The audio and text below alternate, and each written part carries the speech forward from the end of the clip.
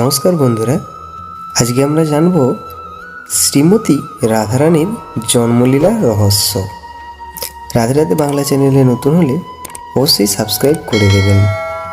লীলা পুরুষোত্তম ভগবান শ্রীকৃষ্ণ হচ্ছেন সর্বশ্রেষ্ঠ শক্তিমান পুরুষ। যেহেতু শ্রীকৃষ্ণ শক্তিমান পুরুষ, তাই তার থেকে অনন্ত শক্তি প্রকাশিত হয়েছে, যেমন সৃষ্টি শক্তি, লীলা শক্তি, ইচ্ছা শক্তি, জীব শক্তি, মায়া শক্তি, বৈকুণ্ঠে ভূশ্রী যোগমায়া আদি ষোড়শ শক্তি, তাছাড়া অন্তরঙ্গা শক্তি ইত্যাদি। চিন্ময় জগৎ গোলকের সমস্ত কার্যকলাপ শ্রীকৃষ্ণের অন্তরঙ্গা শক্তির দ্বারা সম্পন্ন হয়। এই অন্তরঙ্গা শক্তি তিন ভাগে বিভক্ত: সন্ধিনী, সম্বিত ও আহ্লাদিনী। সন্ধিনী শক্তির সাহায্যে সমস্ত চিৎ জগৎ প্রকাশিত হয়েছে। সম্বিত শক্তি বা জ্ঞান শক্তির দ্বারা ভগবান শ্রীকৃষ্ণ নিজেকে জানতে পারেন। কৃষ্ণ ভক্তেরা এই শক্তির সাহায্যে শ্রীকৃষ্ণকে জানতে পারেন। আর আহ্লাদিনী শক্তি দ্বারা শ্রীকৃষ্ণ দিব্য আনন্দ আস্বাদন করেন এবং ভক্তরা এই আহ্লাদিনী শক্তির কৃপায় কৃষ্ণপ্রেমের রস সমুদ্রে গমন করেন। এই আহ্লাদিনী শক্তির প্রতিমূর্তি হচ্ছেন শ্রীমতী রাধারানী। ব্রহ্মবৈবর্ত পুরাণে শ্রীমতী রাধারানীর জন্মলীলা সম্বন্ধে বলা হয়েছে যে, অপ্রাকৃত বৃন্দাবন ধামে মাধবীতলায় আসীন রত্ন সিংহাসনে শ্রীকৃষ্ণ একা বসে আছেন। তখন তিনি লীলাবিলাস করতে ইচ্ছা করায় সঙ্গে সঙ্গেই তার বাম অঙ্গ থেকে আহ্লাদিনী শক্তি শ্রীমতী রাধারানী প্রকটিত হলেন। শ্রীমতী রাধিকাই হচ্ছেন আদি শক্তি। তার গাত্রবর্ণ তপ্ত সোনার মতো এবং সমগ্র অঙ্গসৌষ্ঠব নানা রকম রত্ন অলঙ্কারে বিভূষিতা। তিনি নানা লীলাবিলাসের দ্বারা শ্রীকৃষ্ণের রসন্ত বিধান করেছিলেন। আরও অধিকভাবে শ্রীকৃষ্ণের আনন্দ বিধানের জন্য তিনি নিজের অঙ্গ থেকে অসংখ্য গোপিকাদের প্রকাশ করেন।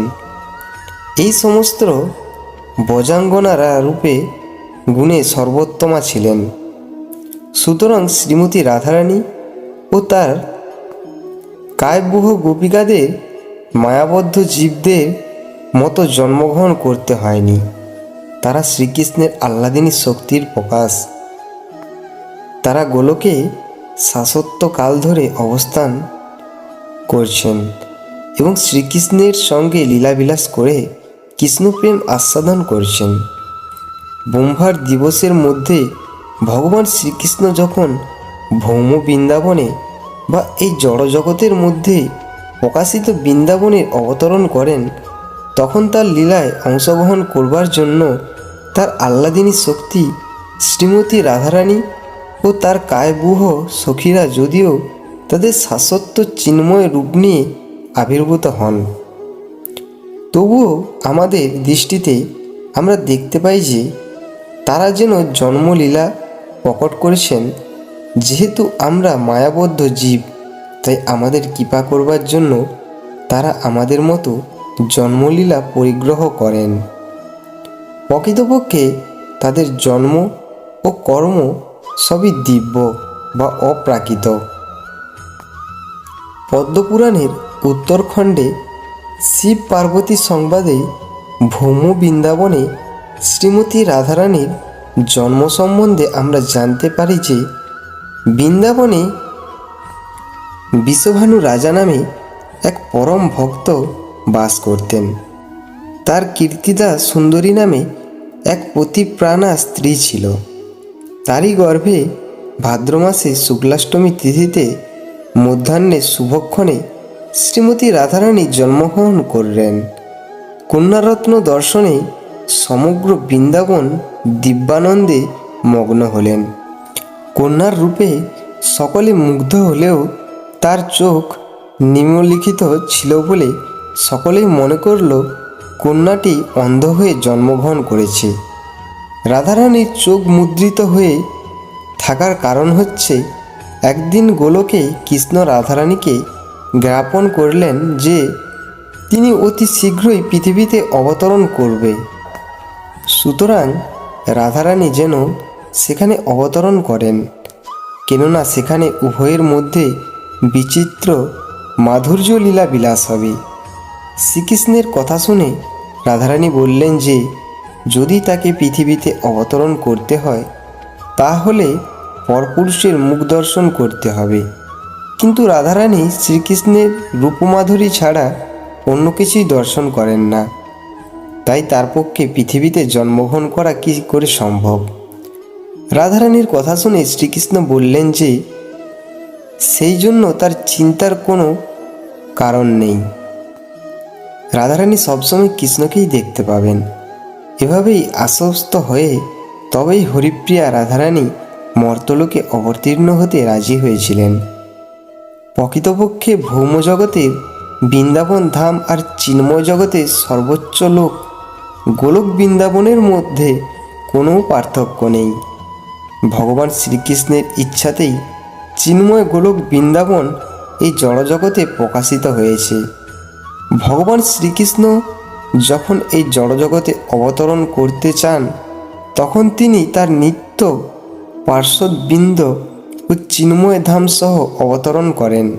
মায়াবদ্ধ জীবেরা এই জড়জগতের অন্তর্গত বৃন্দাবন, নবদ্বীপ আদি ধামগুলি যে চিন্ময়তা উপলব্ধি করতে পারে না, তাদের কাছে এই চিন্ময় ধামগুলি জড়রাজ্যের অন্তর্গত একটি অঞ্চল বলে মনে হয়। ধাম যেহেতু ভগবানের চিন্ময় রাজ্য, তাই বদ্ধজীব ধামকে কলুষিত করতে পারে না।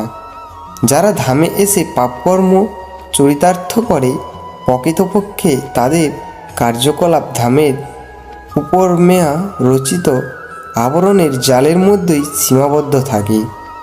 সদ্গুরুর কৃপায় মায়ার আবরণ উন্মোচন হলে তবেই ধামের চিন্ময় স্বরূপের দর্শন ও উপলব্ধি সম্ভব হয়।